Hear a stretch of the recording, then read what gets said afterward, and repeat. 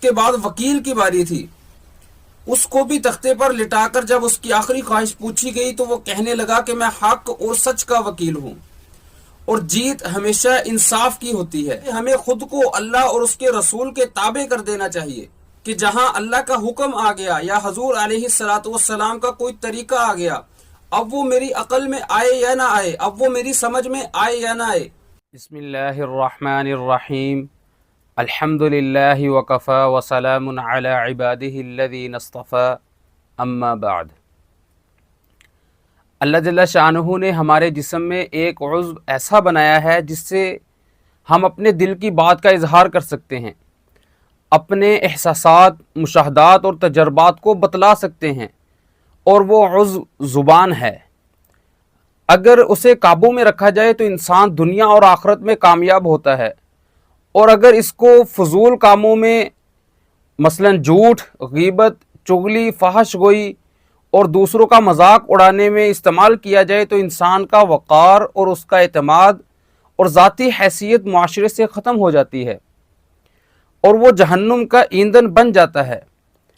اللہ رب العزت نے شیطان کو انسان کا کھلم کھلا دشمن قرار دے کر اس سے بچنے کا حکم بھی دیا ہے، اور خاموشی ایک ایسی چیز ہے جو انسان کو شیطانی حملوں سے محفوظ رکھتی ہے. جب بندہ اپنی زبان کو خاموش رکھے گا تو ان تمام گناہوں سے بچ جائے گا جو زبان کے غلط استعمال سے سرزد ہوتے ہیں. حضرت انس بن مالک رضی اللہ تعالی عنہ سے روایت ہے کہ رسول اللہ صلی اللہ علیہ وسلم نے ارشاد فرمایا، جو شخص اس بات کو پسند کرتا ہو کہ وہ سلامتی کے ساتھ زندگی بسر کرے تو خاموش رہنے کا خوب اہتمام کرے. اور دوسری روایت کے اندر آتا ہے، من صامت نجا، کہ نجات پا گیا وہ شخص جس نے خاموشی اختیار کی. ایک سبق آموز حکایت ہے. کہتے ہیں کہ کسی جگہ پر بادشاہ نے 3 بے گناہ افراد کو سزائے موت سنائی.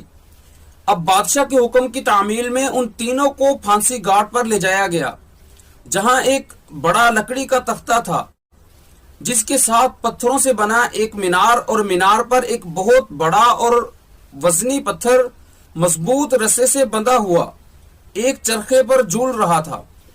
رسے کو ایک طرف سے کھینچ کر جب چھوڑا جاتا تو دوسری طرف بندھا ہوا پتھر زور سے نیچے گرتا اور نیچے آنے والی کسی بھی چیز کو کچل کر رکھ دیتا تھا. چنانچہ ان تینوں کو اس موت کے تختے کے ساتھ جب کھڑا کیا گیا، ان میں ایک عالم اور دوسرا وکیل اور تیسرا فلسفی تھا. اب سب سے پہلے عالم کو اس تختے پر عین پتھر گرنے کے مقام پر لٹا دیا گیا اور اس کی آخری خواہش پوچھی گئی تو عالم کہنے لگا کہ میرا اللہ پر پختہ یقین ہے، وہی موت دے گا اور وہی زندگی بخشے گا. قل اللہ یحییکم ثم یمیتکم، بس اس کے سوا مجھے کچھ نہیں کہنا. اس کے بعد رسے کو جیسے ہی کھولا تو پتھر پوری قوت سے نیچے آیا اور عالم کے سر کے اوپر آ کر رک گیا.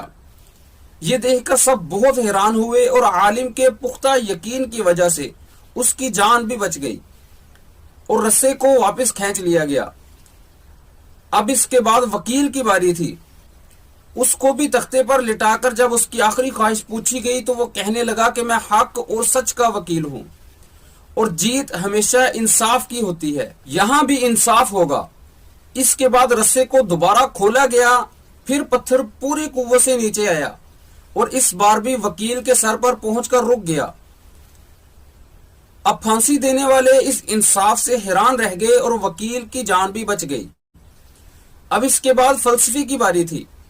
اسے جب تختے پر لٹا کر آخری خواہش کا پوچھا گیا تو وہ کہنے لگا کہ عالم کو نہ ہی اللہ نے بچایا ہے اور نہ ہی وکیل کو اس کے انصاف نے. دراصل میں نے غور سے دیکھا ہے کہ رسے پر ایک جگہ گانٹھ ہے جو چرخی کے اوپر گھومنے میں رکاوٹ کی وجہ بنتی ہے، جس سے رسا پورا کھلتا نہیں اور پتھر پوری طرح نیچے نہیں گرتا.